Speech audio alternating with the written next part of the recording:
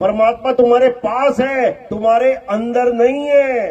समझ लो, अगर तुम अपने आप को काया मान के बैठे हो तो परमात्मा तुम्हारे पास है, लेकिन इस काया के अंदर नहीं है। कबीर साहब अपनी वाणी में समझा रहे हैं, कह रहे हैं नहीं प्राण में और नहीं पिंड में और ना ब्रह्मांड आकाश में, ना मैं त्रिकुटी भंवर गुफा में और ना श्वासों की श्वास में। यानी मैं किसी शरीर के अंदर नहीं रहता। शरीर के अंदर गलती से भी मत खोजना। शरीर के अंदर खोजोगे तो परमात्मा कभी नहीं मिलेगा। शरीर के अंदर कौन मिलेगा? संतो तन खोजा मन पाया। अगर शरीर के अंदर खोजोगे तो शरीर के अंदर एक ताकत है जिसको मन कहते हैं। मन, ये मिलेगा तुम्हें। अब इस मन का स्वरूप क्या है? मन का नाम सुना है ना सबने। तुम किसके गुलाम हो? तुम किसी के गुलाम हो कि आजाद हो? तुम्हें लग रहा है कि तुम आजाद हो, तुम सब मन के ही गुलाम हो। समझ लो, सुबह से लेके रात तक तुम जो कुछ भी करते हो, किसके कहने पे करते हो? किसकी पसंद की चीजें खाते हो? किसके पसंद की चीजें पहनते हो? मन की।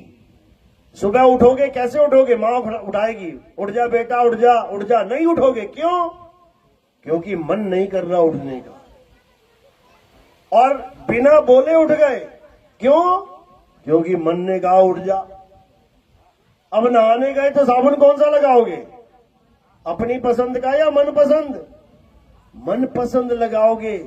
यानी मन के पसंद का। दुकान पे गए थे, 100 तरह का साबुन था, कौन सा उठाया? जो तुम्हारे मन को भाया। कपड़े कौन से पहनोगे? 100 साड़ियां पड़ी हैं, कौन सा निकालोगे? जो मन कह रहा है वो निकालोगे। मन पसंद साड़ी पहनोगे। तेल लगाओगे, कौन सा लगाओगे? मन पसंद लगाओगे।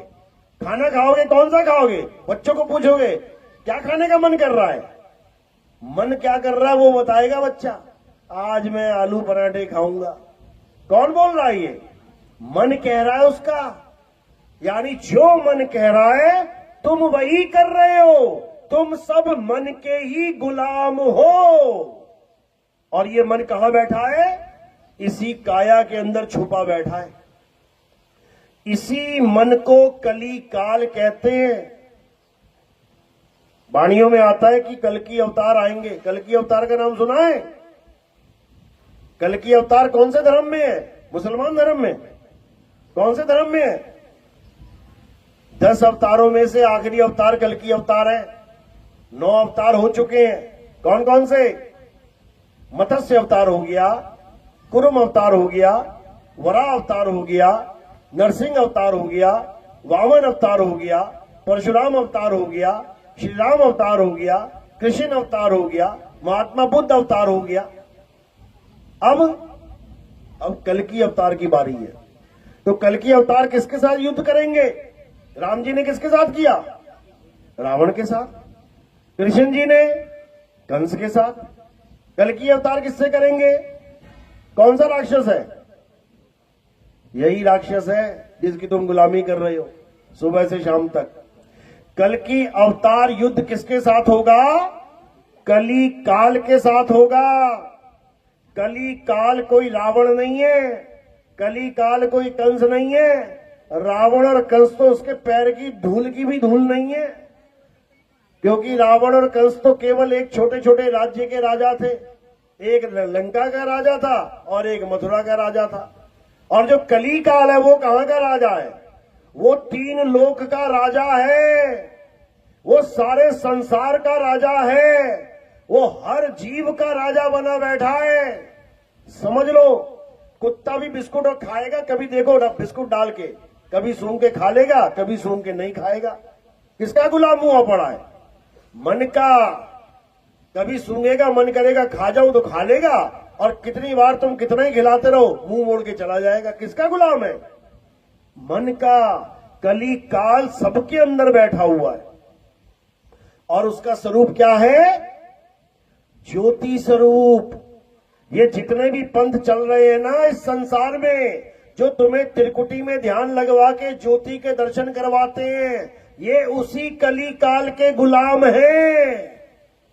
उसी कली काल को अलख निरंजन कहते हैं। ये ज्योति स्वरूपी अलख निरंजन, इसने सब जग भरमाया, सारे संसार को भ्रमित करके बैठा है। बड़े बड़े ऋषि मुनि, बड़े बड़े देवी देवता आंखें बंद करके इसका ध्यान करते हैं। आंखें बंद करके कहां ध्यान लगाते हैं? त्रिकुटी में ध्यान लगाते हैं। इसी को कबीर साहब समझा रहे हैं। कहते हैं निज मन करत जहां ठकुराई, सो नैनन पिछवारा है, कर नैनो दीदार महल में प्यारा है। यानी त्रिकुटी में बैठा हुआ निरंजन ये सब पे राज कर रहा है, सब पे। इसी का राज खत्म करने के लिए कल की अवतार आएंगे। वो मंदिर में पूजा करवाने के लिए नहीं आएंगे कि उनके मंदिर बन जाएंगे और मंदिरों में आरतियां गाई जाएगी। वो तुम्हें अपने जैसा बनाने आएंगे, क्योंकि तुम्हें खुद कल की अवतार बनके कली काल से सामना करना है। क्योंकि सबका युद्ध होगा और सबके शरीरों में ही वो युद्ध होगा।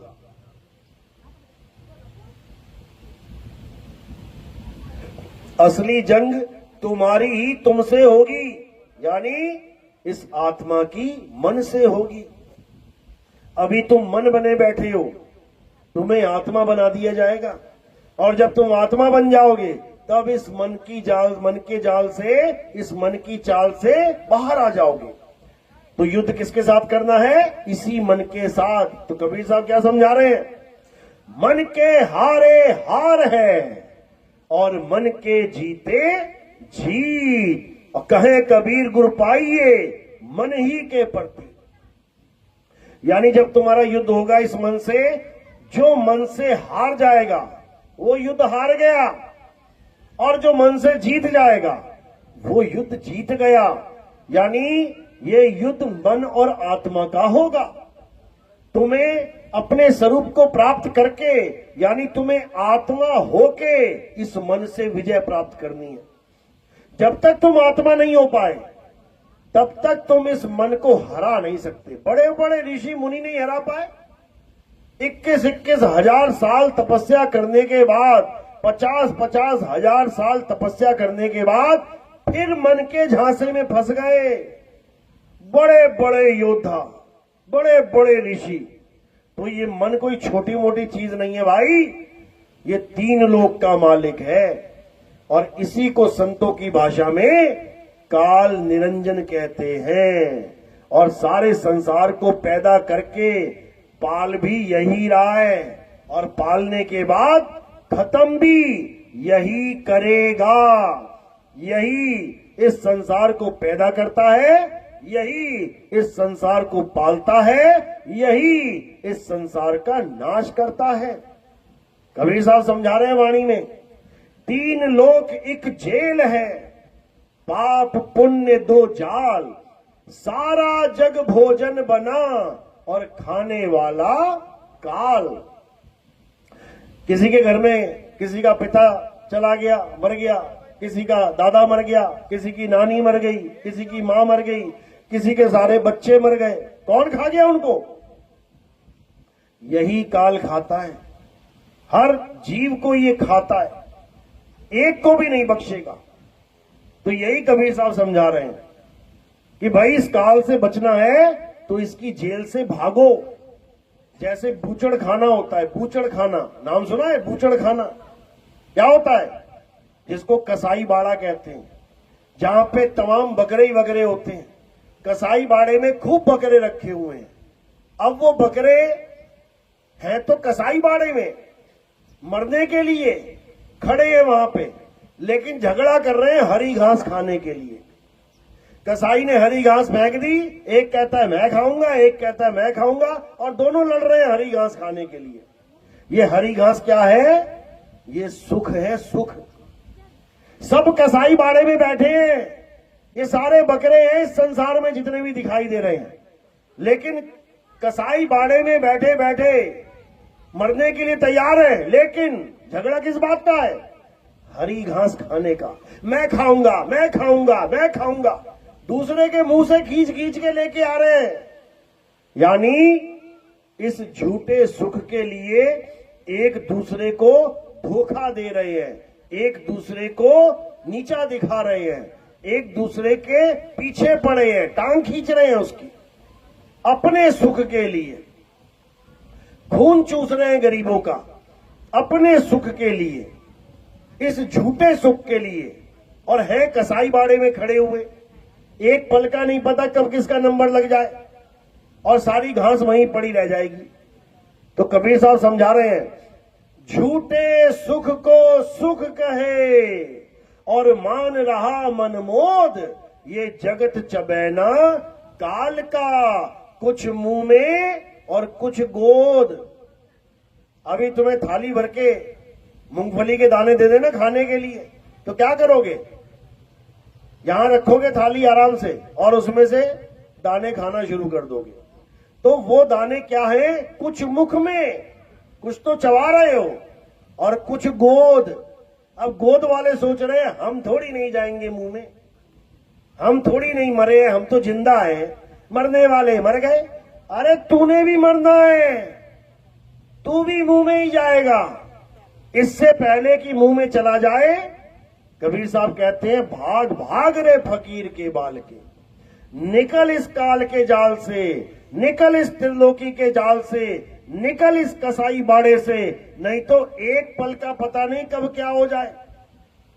देखो, एक पल का पता नहीं। बच्चे क्लास में बैठे बैठे एकदम आग लग जा रही है, मर जा रहे हैं जल के। घर में सो रहे हैं सब लोग, भूकंप आ रहा है, हजारों लोग मर रहे हैं, 60,000 लोग लापता हैं फिलीपींस में, 2,500 लोग जिनकी लाशें मिली हैं। वो बाकी 60,000 कहां चले गए? वो भी बीच ही में दबे पड़े हैं, मरे हुए हैं, कोई नहीं बच रहा है।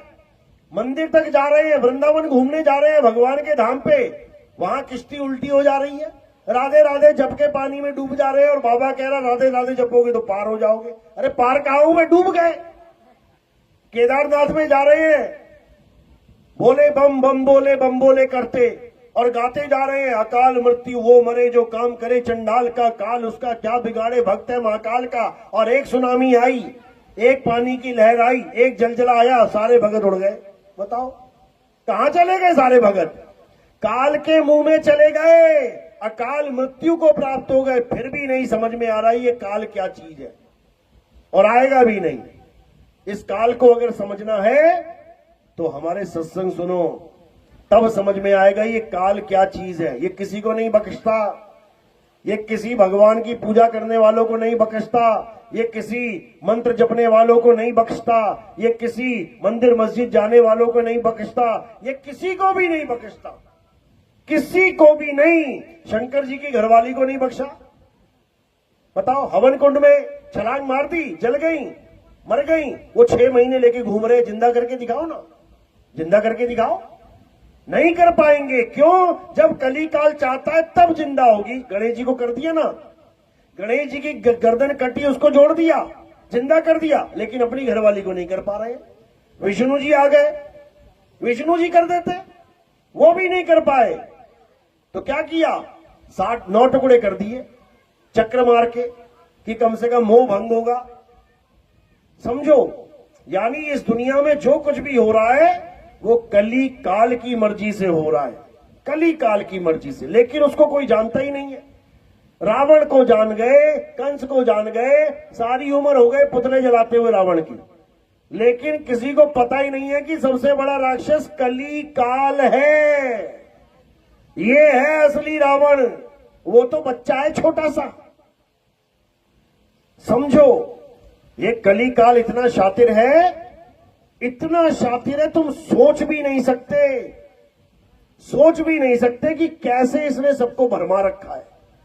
और इसी कली काल को मुसलमान धर्म में क्या बोलते हैं? दज्जाल। ये कली काल ही दज्जाल है। ये एक ऐसा भ्रम पैदा कर देता है। मुसलमान कहते हैं इसके एक हाथ में जन्नत है और एक हाथ में दोज़ख, यानी एक हाथ में ये स्वर्ग और एक हाथ में नरक लेके घूमता है। लेकिन इतनी बुद्धि भ्रष्ट कर देता है, जहां पर पाप है, जहां पर भ्रष्टाचार है, जहां पर ठगी है, जहां पर सारे उल्टे काम है, उसको स्वर्ग बना के दिखा देता है। अभी तुम्हें कोई कहे कि भैया बढ़िया जीवन कैसे जी सकते हैं, तो तुम क्या कहोगे? देख भाई, 1 नंबर में तो नहीं हो सकता, ये 2 नंबर का काम करना पड़ेगा। 2 नंबर का काम करेगा तो बढ़िया जीवन हो जाएगा, बड़ी बड़ी गाड़ियां हो जाएंगी, बड़े बड़े महल मिल जाएंगे, बड़े बड़े डनलप के गद्दे मिल जाएंगे, बैंक अकाउंट भर जाएंगे, दुनिया भर के नौकर चाकर मिल जाएंगे, यानी तू स्वर्ग में आ जाएगा। लेकिन क्या करना पड़ेगा? गलत काम, 2 नंबर का काम।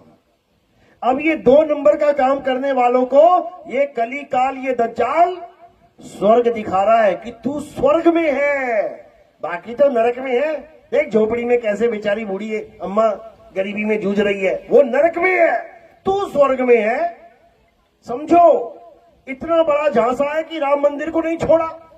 राम मंदिर में 200 करोड़ का मामला गायब। क्यों? ऐश करने के लिए, बड़ी बड़ी प्रॉपर्टी बन जाए, हम भी राजा बन जाए, हम भी बड़े आदमी बन जाए। समझे? कौन करवा रहा है ये? क्या मुसलमान ने चोरी करी क्या, या ईसाइयों ने चोरी करी, या किसी सिख भाई ने चोरी करी? किसने चोरी करी? भगवान के ही भक्तों ने। भगवान के ही भगत नोट गिनते गिनते अपने घर पहुंचा रहे थे। जो भगवान को मानते थे, जो कहते थे मंदिर तो यही बनेगा, यही बनेगा, चोरी करने के लिए बनेगा। बताओ, ये कोई और नहीं कर रहा है, ये कली काल करवा रहा है। सबके अंदर छुप के बैठा है और सबको झूठा लालच देता है कि चोरी कर ले, ठगी कर ले, बेईमानी कर ले, तू स्वर्ग में आ जाएगा, तुझे स्वर्ग मिल जाएगा। और वो बेचारा भोला जी लग जाता है धीरे धीरे ठगी मारने, चोरी करने, गलत काम करने, और थोड़ा अमीर होता है, कहता हाँ अब स्वर्ग में हूं मैं। ये मुसलमानों को अच्छे से समझा रखा है मोहम्मद साहब ने कि वो दज्जाल तुम्हें जो स्वर्ग दिखा रहा होगा, असल में वो नरक है। और जो तुम्हें नरक दिखा रहा होगा, यानी ईमानदारी से पैसा कमाओगे तो गरीब रह जाओगे, 2 वक्त की रोटी मिलेगी, नमक के साथ खानी पड़ेगी, ये नरक है। ये नरक नहीं है मेरे भाई, यही स्वर्ग है, यही स्वर्ग है। यानी वो दज्जाल इतना शैतान होगा कि सारे उल्टे काम करवा के तुम्हें स्वर्ग दिखा के नरक में ठोकेगा ले जाके। और जो सच्चे इंसान होंगे वो उसके जाल में नहीं फंसेंगे, वो 1 नंबर काम करेंगे और गरीबी में जी के स्वर्ग को प्राप्त होंगे। इतना शातिर है ये, समझ लो। इसी को बाइबल में शैतान बोला गया है। शैतान हर धर्म में इसी का जिक्र है। गुरु ग्रंथ साहब में इसका नाम किलविश रखा गया, किलविश। यानी ये इतना खतरनाक है कि सबको यही विष पिला के इस दोजक में लेके जाएगा। लेकिन कहते हैं विलन होता है तो हीरो भी होता है। अब ऐसी कोई फिल्म नहीं जिसमें विलन ही विलन हो, हीरो भी होता है। और ये हीरो हर धर्म में है। हिंदू धर्म में इसी को कल्कि अवतार कहते हैं, और आखिरी अवतार, यही सारे भेद खोल के सबको निकाल के ले जाएंगे। इसी को मुसलमान धर्म में इमाम मेहदी कहते हैं। इसी को ईसाई धर्म में जीसस सेकंड कमिंग कहते हैं। इसी को सिख धर्म में मर्द का चेला कहते हैं।